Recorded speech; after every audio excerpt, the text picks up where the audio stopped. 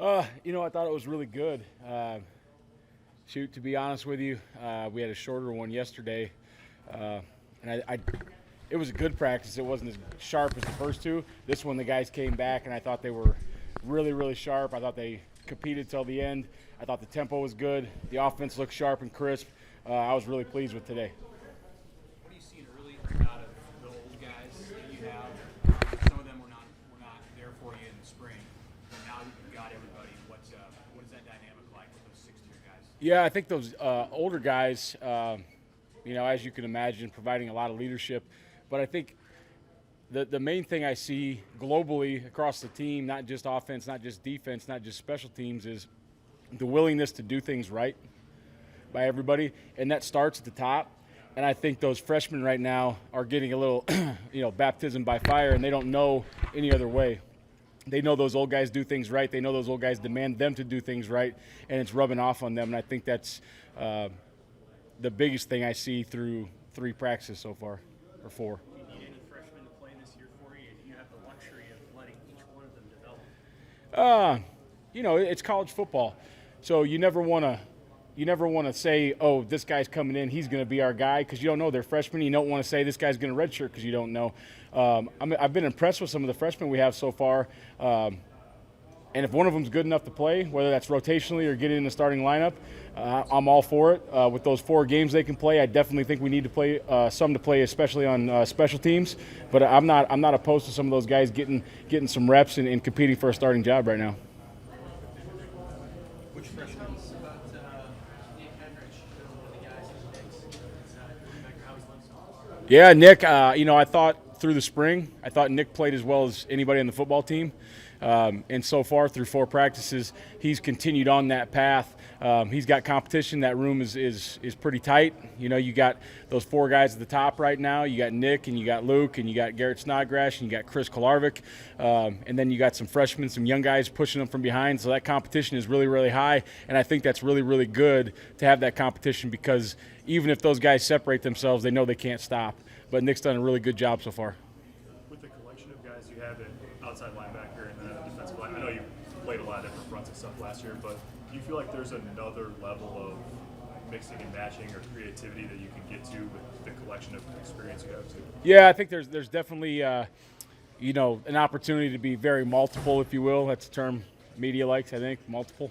But an opportunity to play some 3-man fronts, some 4-man fronts, even some true 5-man fronts, and then get really creative in pass rush situations, because some of those interior guys can rush the edge, and some of those outside guys can rush. They can speed rush an inside guard and those type of things. So I think it does give you a little bit of flexibility in there. But the biggest thing about that group is they all understand what we've tried to get done. They've all been through the rigmarole for a while, and they're doing a really good job of making plays that they're supposed to make right now. Trying to get more pressure on a quarterback? Everyone wants to get more pressure. Got to get more pressure. Does it come down to, can you scheme more pressure, or is it about at some point guys winning one-on-one? Yeah, I think it's both. To be honest with you, I looked at just about all the sacks in the Big Ten last year from every team, and it's not like it was 80% 4-man rush and 20% 5 or more. It's pretty even, maybe a little more tilted towards the 5 or more. So I think you got to be able to scheme some pressure. You got to find a way to get guys home. And then when we rush 4 or we rush 3, somebody's just got to have the will to win.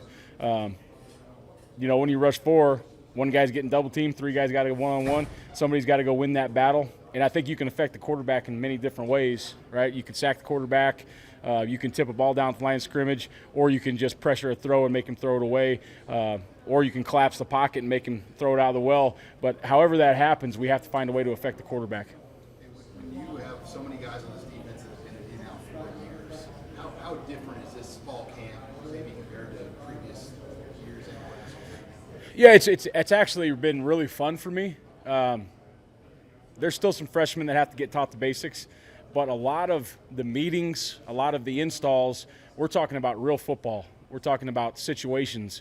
We're talking about technique. We're talking about detail, instead of, okay, we're putting in the defense. Here's your job. Here's what you do. Let's go play football. When we get through that, we've got to really detail things, and we've got to talk about just overall global football knowledge, football formations, football plays, and I think that's really helped the guys, the older guys especially, move their game to the next level.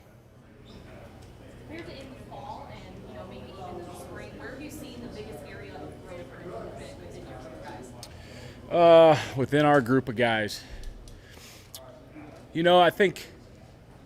I think that D-line guys did a really good job last year. I think those outside backer, that room grew a lot last year, and they're continuing to go.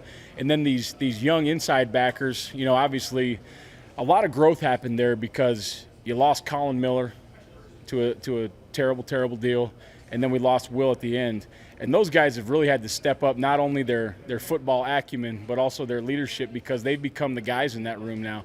And so I think probably as good as the DBs are, as good as the front is, I think that inside backer room has probably grown the most. When you look at some of your young D linemen coming up the ranks, you see California brought in, obviously, how promising does that young group look just when you see them in person?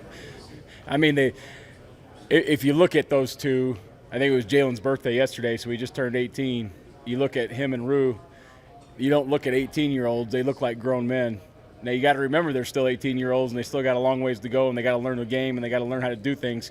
But just their sheer ability and their sheer size is pretty impressive, and so I think that's very promising as you move down into the future. Can Weaver play nose, or is he going to be just the end for you guys? Oh, I think Jalen's going to probably start off playing both inside positions, nose and D tackle, and then we'll see where we go from there. With Isaac Gifford and Jamin Wright, those guys have set positions.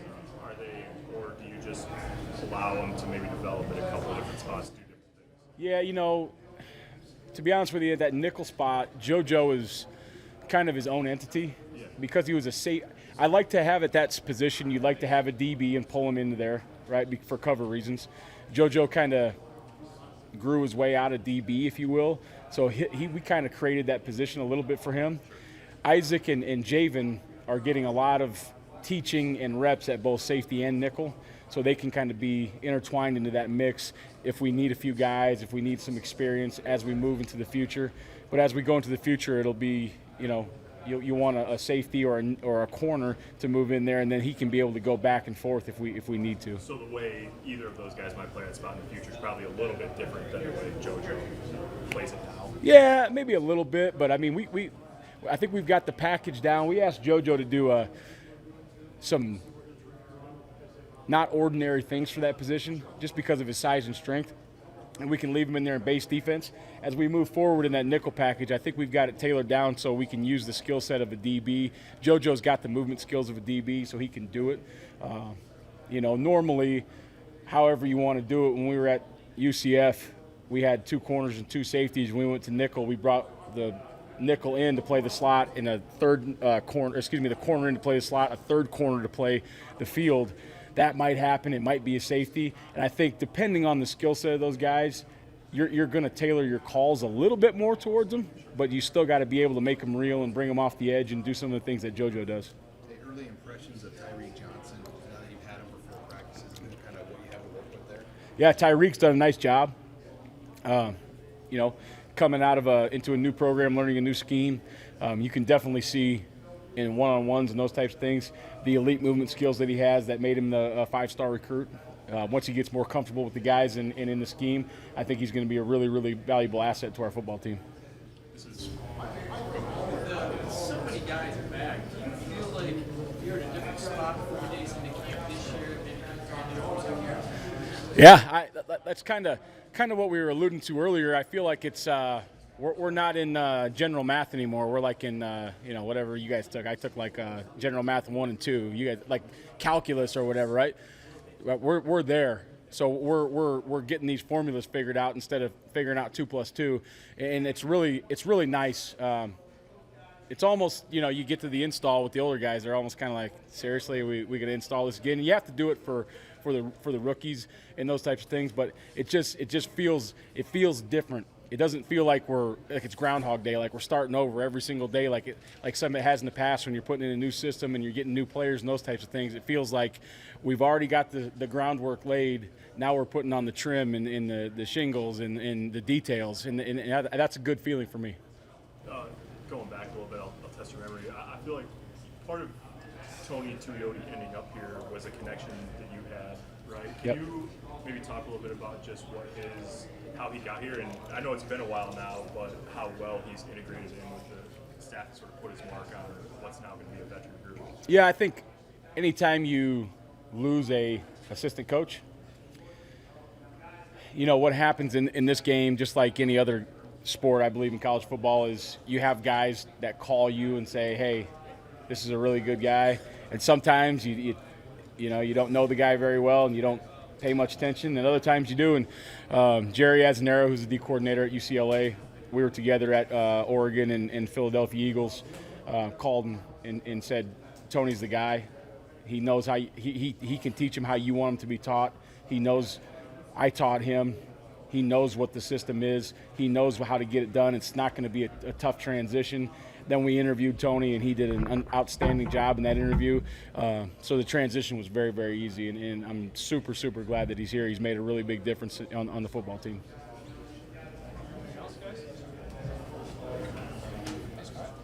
You guys have pads today?